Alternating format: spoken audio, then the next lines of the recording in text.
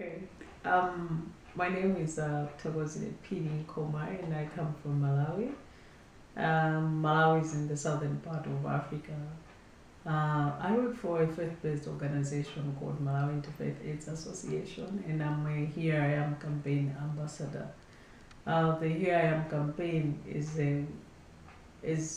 an initiative that was put together by Global Fund Advocates Network and of course the Global Fund Communities Delegation to elevate the voices of people who have been benefiting from the Global Fund, and of course to build a case as to why the Global Fund should continue to exist and should get the much needed resources. Basically, I will speak on my personal experiences and of course my family experiences as to how much they benefited from the Global Fund and how much Global Fund resources is creating so much impact in the communities. I'm a second born in a family of 4 children with both my parents.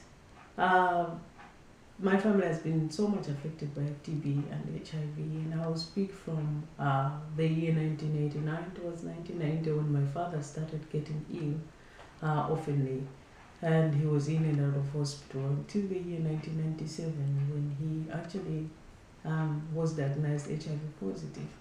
To make matters worse, his HIV positive to his HIV positive status, he had TB, and the doctors only discovered that a week before his death.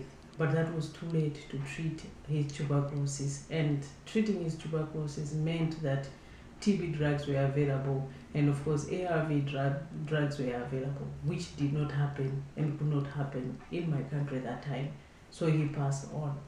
I remember during those times, it was the time when the Malawi government did not have enough money to buy antiretrovirals to save lives that were otherwise affected by HIV. And so during that time, many lives were lost. I remember during that time, that was a time when almost each and every day we were burying a relative. If it were not a relative, it was your neighbor or your neighbor's neighbor or your neighbor's father or mother. But things changed towards the year 2003 and 2004 when the Global Fund came to Malawi and started supporting the Malawi government with free antiretrovirals. And I must say, some of the money that was coming from the Global Fund was actually coming from the Canadian government. So a lot of my family members benefited from that. And I am speaking as a beneficiary to those initiatives. Within the same year, towards 2005, family members, my mother decided to take all the family members, which means 5 people, and herself, within the 5 people to go for an HIV test, and it was discovered that later on 3 members out of the 5 had HIV. I'm talking about a family which is economically affected because my father was a breadwinner, and him leaving the family, it meant that we had dire economic problems. We could hardly afford meals.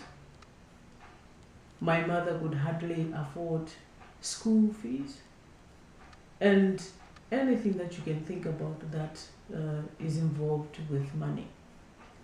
And so in the year 2008, because of poor nutritional status, I also developed TB disease, which I might have breathed from my father when he was coughing because he had coughed for a long time.